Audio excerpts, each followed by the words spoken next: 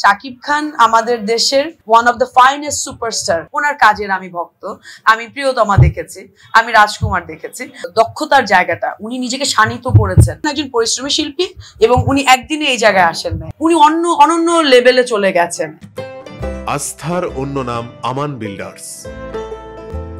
আমার একটা ইচ্ছা আছে, আমি আমাদের শাকিব খান, আমি এই কথাটা আমি বলি নাই বাট আমি বলতে চাই, আমি ওনার রিসেন্ট অনেকগুলো কাজ দেখেছি, ওনার সাথে আমার কাজ করার খুব ইচ্ছে, যদি কোনোদিন আমার সুযোগ হয়। কেন এই ইচ্ছেটা?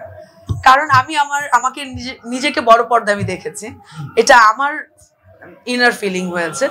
আমি জানি না মানুষ কে কি বললো না বললো, এটা নিয়ে আমার কোনো মাথা ব্যথা নাই, কিন্তু যে শিল্পী শাকিব খানকে আমি দেখছি, তার যে চেঞ্জটা দেখছি, তার যে পরিবর্তনটা দেখছি, তার যে থাকে না যে এটা উনি অনন্য লেভেলে চলে গেছেন এবং ওই মানুষটার সাথে আমি স্ক্রিন শেয়ার করতে চাই।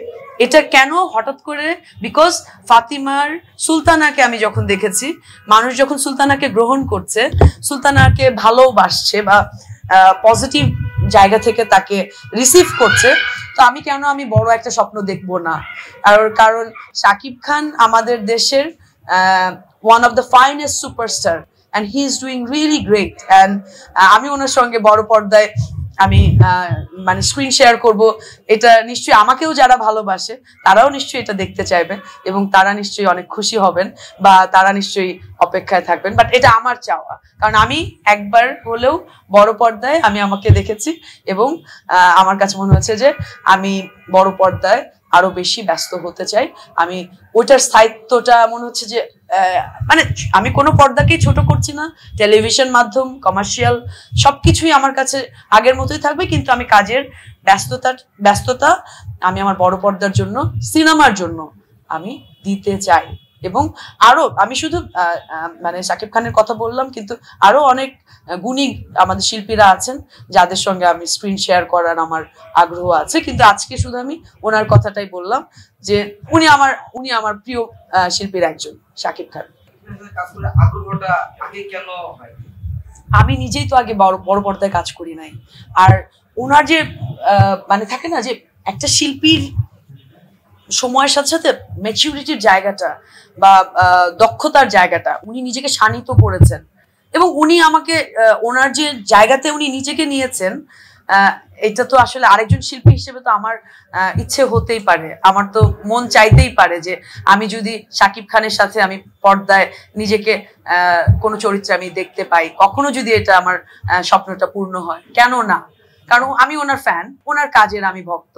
আমি প্রিয়তমা দেখেছি, আমি রাজকুমার দেখেছি, তো আমি প্রিয়তমা দেখে তো আমার তো ওনার সঙ্গে কাজ করার, কারণ আমি নতুন শাকিব খানকে আমি সপ্তাহ দেখেছি। সপ্তাহ হচ্ছে আমার বন্ধু হাসিবুর রেজা কল্লোল বানিয়েছে, ওখানে ও যে অভিনয় করেছে, ওর নতুন শাকিব খানকে আমি ওখানে পেয়েছি। So why not Shakib Khan? আগের থেকেও উনি পরিশ্রমী একজন শিল্পী। শাকিব খান একজন পরিশ্রমী শিল্পী এবং উনি একদিনে এই জায়গায় আসেন নাই। ওনার ওই যে ট্রানজিশনটা, it takes a lot of time, hard work, dedication, and these are all needed for an artist যে নিজেকে শিল্পী দাবি করে, শিল্পী সত্তাটাকে ধারণ করে। এটা একটা জার্নি, এটা কখনো শেষ হয় না, আমৃত্যু এটা চলতে থাকে।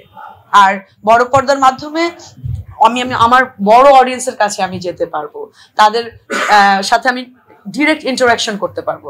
টেলিভিশনে যেগুলো যাবে বা ওয়েব সিরিজে যেগুলো যাবে, অবশ্যই সেগুলো ওয়েব সিরিজেরও একটা বড় মাধ্যমের অডিয়েন্স আছে, ভালো স্টোরির যেগুলো আছে এটাও আছে, কিন্তু সিনেমার চেয়ে বড় কোনো জায়গা নাই। সেটা আমি একটা ছোট যে ক্যারেক্টারই করি না কেন, ইটস এ লার্জ স্ক্রিন।